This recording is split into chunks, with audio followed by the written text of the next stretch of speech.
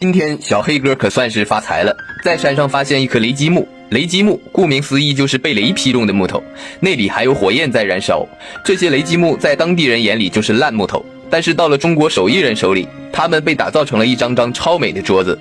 版面金光潋滟，纹理或如山峰，或如云朵，或如悠悠水波，是大木头生长千年独有的印记，具有收藏价值。很多人以为这样一张桌子很昂贵，其实不然，工厂直销很实惠，欢迎到场参观。